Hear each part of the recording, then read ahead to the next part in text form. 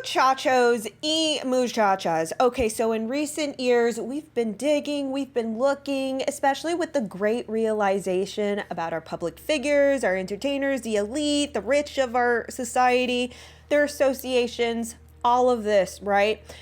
In which, within our great realization, we've found some really questionable pictures of the past. For instance, this one, in which you see Gloria Vanderbilt with her two sons, Anderson Cooper and Carter Cooper, on a bed.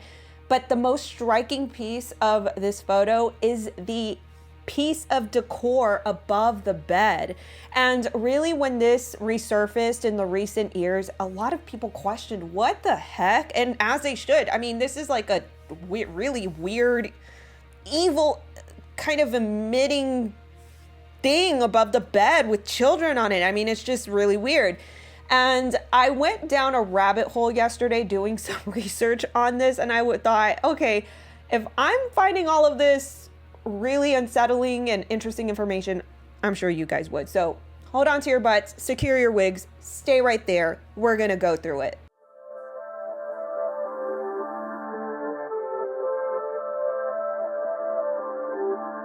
I'd like to thank the sponsor of this video, Ageless Glow.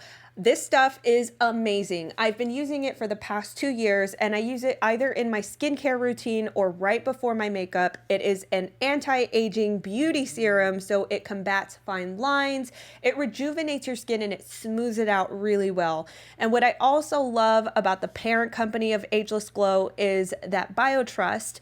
It actually donates meals to hungry children all around the world, so great social responsibility program, as well as a really wonderful product I can get behind. You guys can get it at glowwithnatalie.com. All right, so let's start out by just looking at the photo. Let's look at this and kind of assess what is going on in this picture. So you see, it's a very brightly colored room, which, by the way, Gloria Vanderbilt did have very eccentric and vivid taste in her decor and in her fashion. But looking a little bit closer,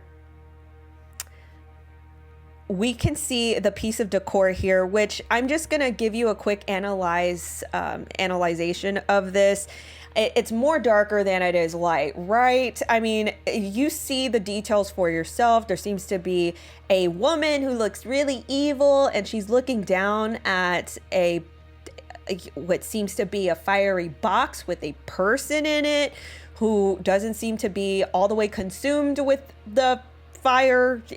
I'm going to assume this is fire. And you see little symbols on either side of her. Her hands are up. Now, what I'm assessing from this is that this is, I'm going to say it's a sick hybrid of Christian symbols with Canaanite worship symbols. And let me explain it a little further. So you see the dove ascending at the very top, and this is like a sign of baptism. If you guys read the Bible, you know that there was a dove that ascended when Jesus got baptized. And then you see the sun on the left side, and then you see the moon and the stars on the right. Now, the sun, we can make our senses of what that means, but it's the right side, the moon and the stars, that kind of give a little bit more context clues to what this photo really is. Now, as I was doing research, I found out that this could be, and I'm not 100% certain, but this could be the deity Tanit. And this was a goddess that the Canaanites, the Phoenicians, would worship back in the ancient days. So the goddess Tanit was known to the Canaanites, the Phoenicians, to be the goddess over the moon and the stars. Okay, so that's what points me to some context about the moon and the stars being in this piece of decor. Now, she had a sister named Astarte, according to the Canaanite lore, the Phoenician lore, in which, Astarte was like the goddess of also fertility and war. I mean, weird. Anyway, now let me give you guys a little bit more of historical context before I go into Tanit. So you guys more so have probably heard of the deity Baal, right? Especially if you guys are Christians, or if you've found out anything about child, things that have been done to them, very, very bad things. And I'm talking about the darker things. Baal was actually the deity back in the ancient days that the Canaanites would worship, and they would give this deity the firstborn in very bad ways and rituals. And so just to refresh your memory, Baal is a Canaanite and a Phoenician deity and is the son of the chief god El. In artistic depictions in archaeological finds, Baal took the shape of a bull or a ram and had associations with fertility. So you guys have seen these, figures before. They are also known as Moloch, right? So the golden calf, the bull, things like this. Now you guys might also remember, just to give you, I know it's going to get darker, but just to give you guys a little bit about what the Bible says. So you guys remember the prophet Elijah. It was in 1 Kings 18 where, Elijah is really taunting the prophets of Baal.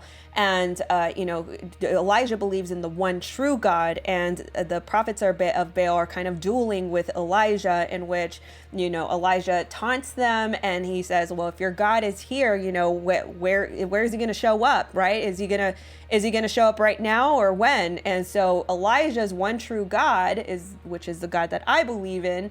He shows up and he shows out in front of the prophets of Baal. So anyway, that's also, in consideration with the stories surrounding Baal within the Bible. Now, okay, Baal in, this Phoenician Canaanite worship also had a wife consort by the name of Tanit.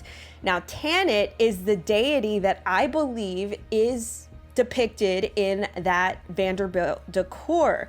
Now, Tanit was the wife of Baal, but she also had some individualistic worship by the Canaanites, the Phoenicians, and I'm going to name just a little bit of what, I found out. So the aristocratic Phoenicians, what they would do, and this shrine temple that I'm going to talk about actually exists in Sicily.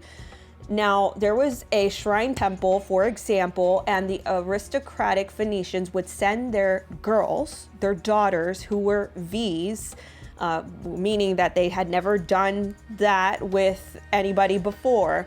They would send them to this shrine temple, and it was a form of worship to sell these girls into that thing, in which, stranger men, people from all nations would come to this temple, pay for the girl, do the thing, and then the girl was allowed to go home. Now, in saying that, if the girls were not paid for and done the thing, they were imprisoned at the shrine temple until it happened, and then they can go home.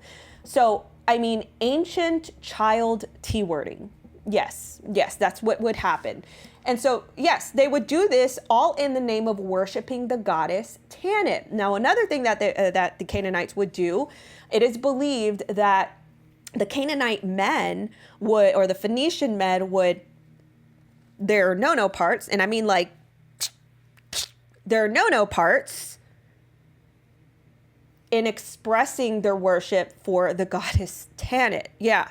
So if you know anything about the rituals of, Baal and the child, they would, the ending of the child and all of that in the form of worship, how dark this really gets. Now, I also want to mention that some theologians believe that the prince of demons named in the Bible, called Beelzebub, is actually the deity Baal, right? So anyway, this was a very dark piece of rabbit hole that I went through. I'm going to actually link the documentary that I watched last night, and I'm just going to put a disclosure that it is a very uncomfortable documentary, especially if you are I'm not a parent, but I even found it very uncomfortable to watch. But it actually is it's an interesting documentary because they go through scientific,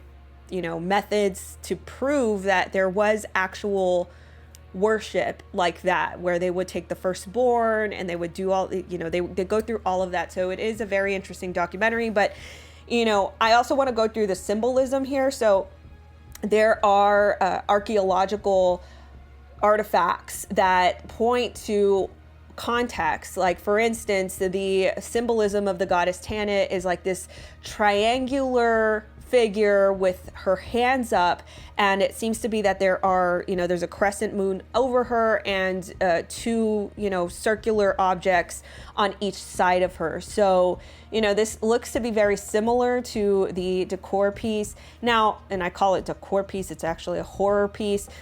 And this is like a slap to Christianity's face, I think, because again, this Decor piece is trying to insinuate some sort of Christian symbology, like the cross and the dove ascending, and I would even say like the sun. I mean, it's nothing about sun worship, but just the motif of light, but with the mixed evil aspects of human, like that stuff, and with a human appendage on a pike and all of that, like it's just very creepy. And the fact that that was hanging over the bed in a very vividly decorated room with children on it, I mean, I don't know, guys, let me know what you think about all of that. Did you know about this deity and the close relations of the Bible, how the Bible describes how evil all of this was, and like seeing it in modern day? I mean, I know that was the 70s, but still, it was just